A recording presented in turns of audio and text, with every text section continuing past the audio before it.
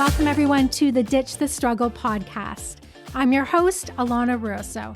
I'm a graphic designer and career and success coach who knew I could do better, but kept falling short of where I wanted to go. And now, after years of exploring personal and career development, business, money mindset, and energy work, I'm here to tell you that yes, you can move from stuck and defeated to empowered and confident. Ready to dive in? Awesome. Together, let's ditch the struggle.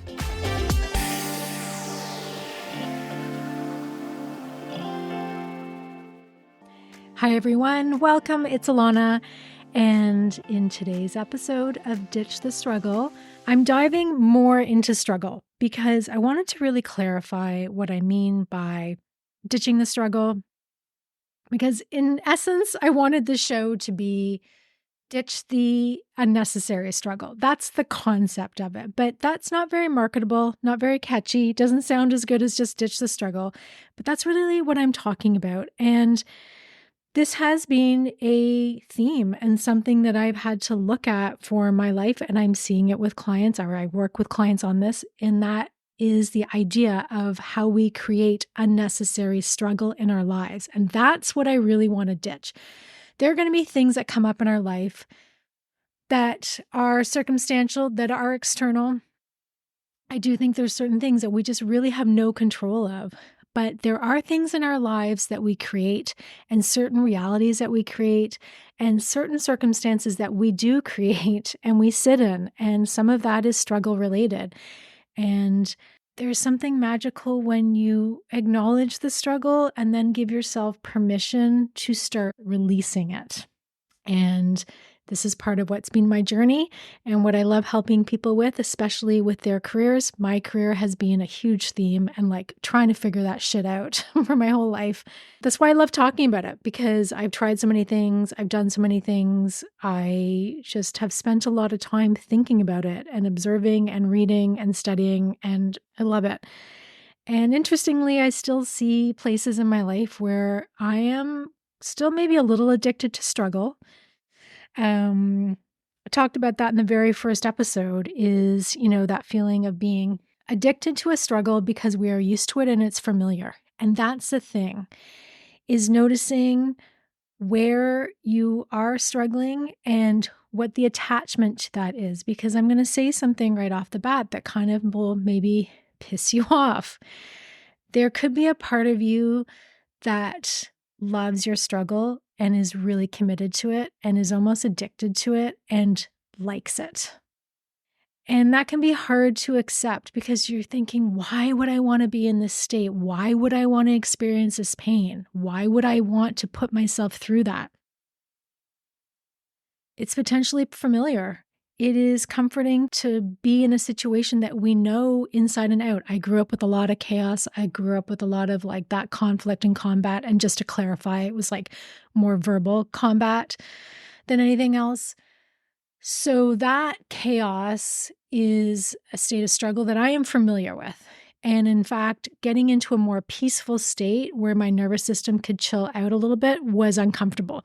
I created this hurricane, like a tornado of stress around me, because that's what I was used to. And then that was a huge piece of struggle. And that was having a huge impact on my health.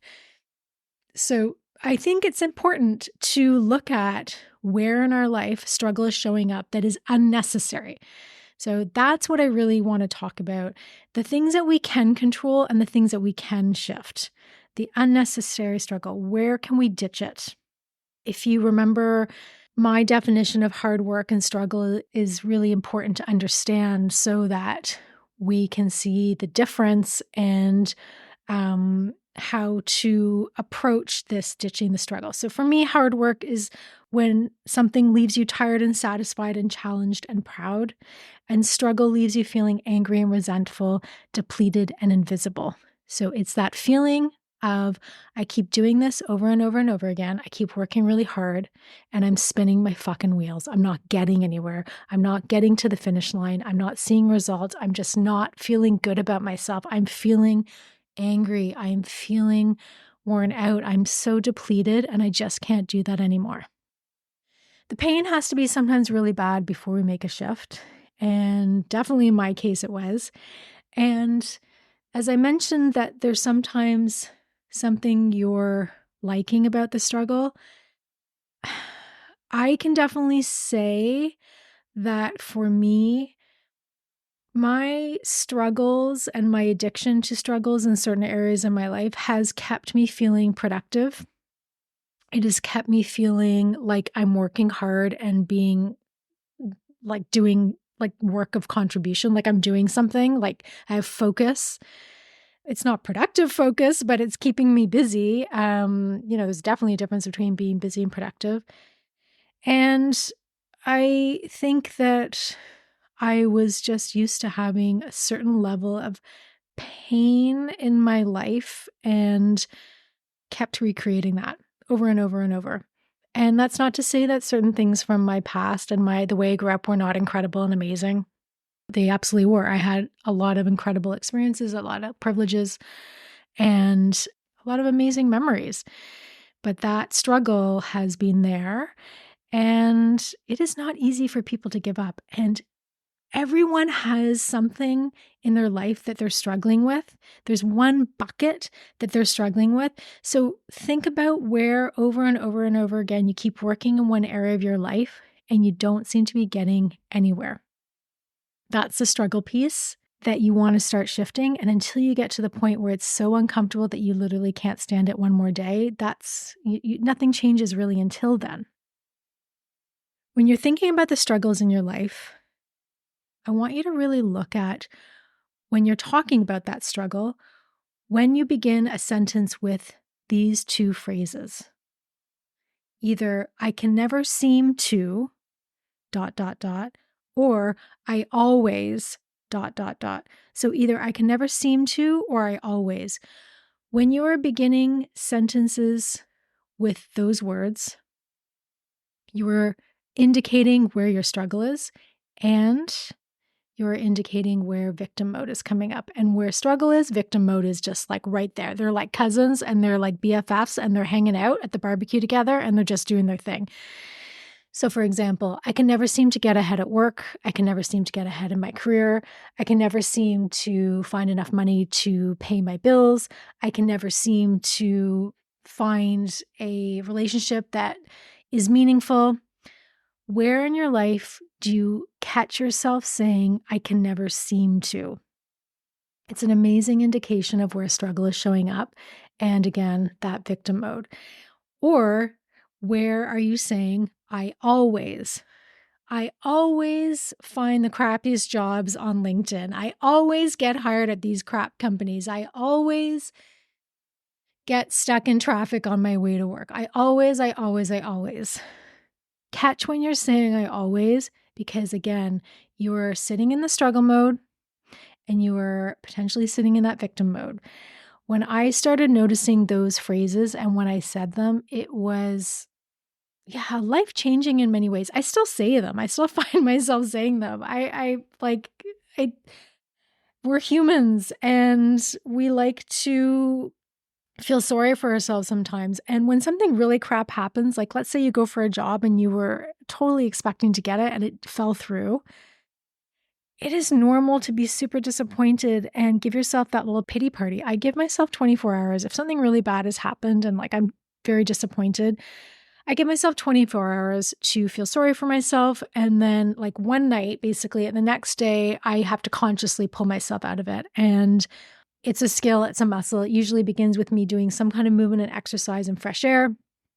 And I dive head first in doing something of service or contribution for someone else. And sometimes it's a small thing like giving someone at the grocery store a compliment, like a really genuine one. Or it is, I love baking, so I'm always baking for people. If you see my Instagram, most of that stuff is a gift. It's not for myself. And I get out of my head and do something for someone else so that I can pull myself out of feeling like life is shitty right now and feeling like a victim and getting out of the struggle mode. So I find myself saying these all the time as well. I can never seem to, or I always, not as much anymore, but I definitely do hear it. So catch yourself. Those two phrases, they are huge and important indicators of when you are potentially going down the struggle route and when you were going into victim mode. I sometimes like to think of it as whiny baby victim mode because we're just like whining and complaining. And we are then solidifying a mindset and a belief that nothing is working out for us, that things are not going our way, and that things will not get better. And if you think that things are not going to get better, that is just a really destructive mindset to sit in, because we can shift that and we don't know that things aren't going to get better. Things can absolutely get better. It can take sometimes just like one phone call to completely change your life, running into one person, some book that completely shifts things for you to shift you out of the struggle. So when it comes to struggle, looking at what the benefit of it is also really important. And I know you're thinking, there's no benefit to me struggling. And again, I'm talking about like circumstances that we're creating, not in our lives, like not external things that happen that are just way beyond our control. But certain things we create in our life, if we're creating struggle and living in struggle, we are getting something out of it. And there is a benefit. And this is the part that some people don't want to hear. And it's really annoying to have a coach say, well, what's the benefit of having this struggle? And actually, here's how I usually ask the question. And I ask this to myself. And when I ask it to myself, I'm super annoyed. I hate answering this question. But I'm going to ask it here. And honestly, this question can be life-changing. What is the best part about having this struggle? So fill in the blank with whatever the struggle is. What is the best part about having this money issue? What is the best part about being unemployed all the time? What is the best part about staying in this shitty job? The knee-jerk reaction is, there's nothing good about this. I'm suffering every single effing day. What are you talking about? But that's not often the truth. Because we as humans, we don't like to do things unless there is a benefit. There's something that we're getting out of it. There's something that we're getting off on, and there's something good there. And if you just have the patience to be curious about it and the tenacity to be curious about it, you'll get some really cool answers that will solve a lot of challenges for yourself and just give you this new perspective. So I'll give you a personal example and a client example. So if I do a personal example about having gone through all the migraines and all of that experience, that was mainly through my 20s, part of my 30s. If you had said to me, well, what's the best part about having migraines and struggling? I would have looked you in the face with like a venomous look, like not a good one. And I would have said like nothing good. It's extremely painful. I have to lock myself up for 20 hours. I can barely eat, can barely drink. Takes me days physically to recover. I miss out on life, blah, blah, blah. But if I actually dug deeper and really sat with the truth on this one, there was a huge benefit. And that benefit was that I got to opt out of life. I got to shut down. I didn't have to show up to anything. I didn't have to go anywhere. I didn't have to be anybody for anybody. I just didn't have to do anything. I got to stop working. I got to slow down. And it took me getting to the point of like not being able to move and like physically in bed to shut down. And that's ridiculous. It shouldn't have gotten to that point. And it doesn't get to that point now. But I will tell you, when I kind of let go of having those experiences and not shutting down because of the migraines, well, what does that mean? That means I have to opt into life. And that was hard. Like, it can be hard because I do find a lot of things in life very overwhelming. So the benefit of me having migraines was I got to shut down and disconnect from the world because I was forced to. And, rationally, that seems weird in a way, but it also makes sense. We do strange things. There's a benefit to sometimes the struggle. If I thought about a participant in a coaching program I led, which was all graphic designers, and one of them who was super talented, who was really struggling with getting their portfolio up and done, and it was like obsessing over every single detail, the minutia, going over and over, and really going into the perfectionist mode. And that's pretty normal for most graphic designers. We're perfectionists, and it's like what we create usually has to look incredible and it's detail oriented. Most graphic designers are some kind of perfectionist, and I mean that with like love. And then I said to this person, well, what's the best part about not getting this portfolio up and just obsessing over the details and like struggling with it? And of course, the reaction was, well, there's nothing good about this. Like, this is so painful. It's stressful. I'm exhausted. I'm drained. I'm just like, I just want to get it done already.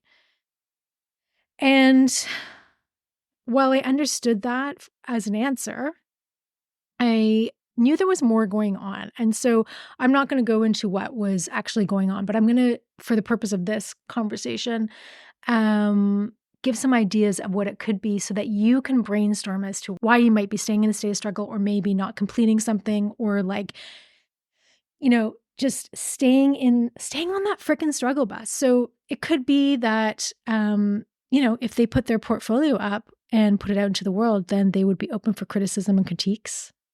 That's really scary. That's a hard part about being a designer that I sometimes think gets overlooked. Like, we're constantly putting ourselves out there and our work out there for like, hello world, come see what I've done, right? We don't get to hide.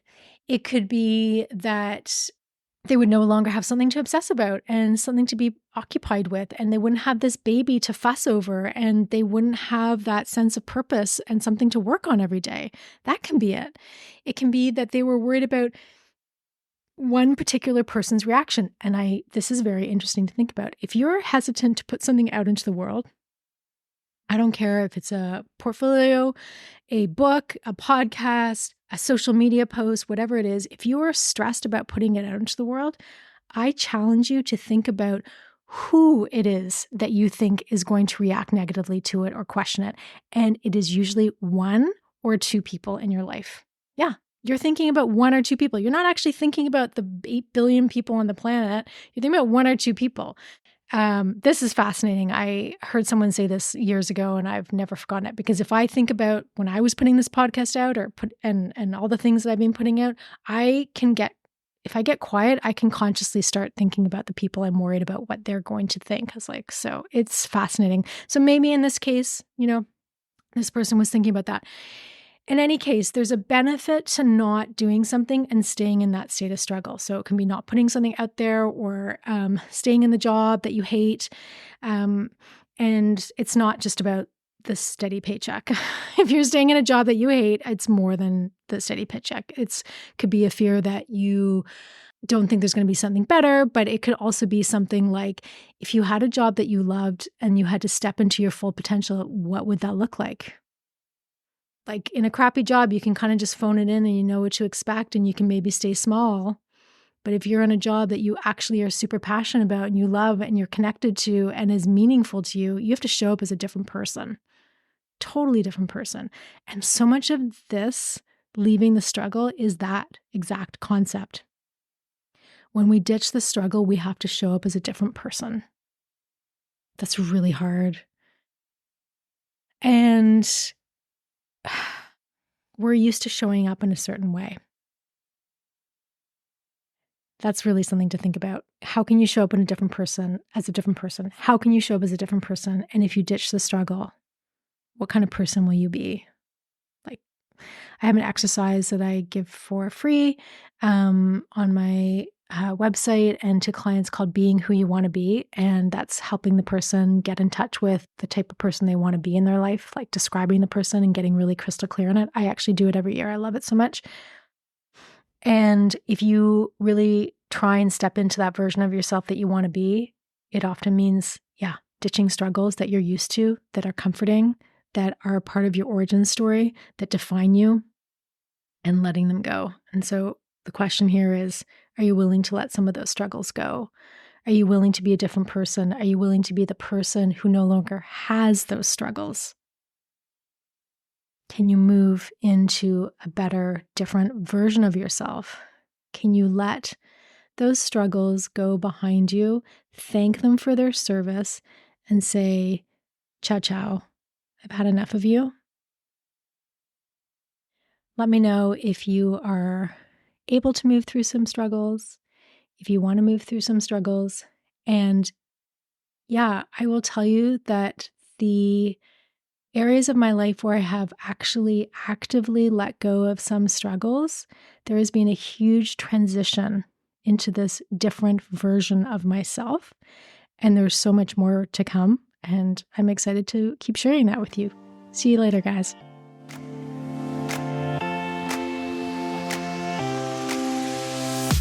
Thank you for joining me today on Ditch the Struggle. You showing up here means so much to me. To dig deeper into the topics discussed today and to learn about my work, visit alanarosa.com. And don't forget to download your free resources while you're there. And if this episode resonated with you, please share with others who also want to ditch the struggle. Go ahead and subscribe to the podcast, leave a rating and a review, and let me know what you'd like to see more of on this podcast. And before I go, I want to leave you with my 3 favorite ways to ditch the struggle. Be your own best advocate, take baby steps for the win, and forget about a linear career path. It's overrated and you are doing just fine. See you next time.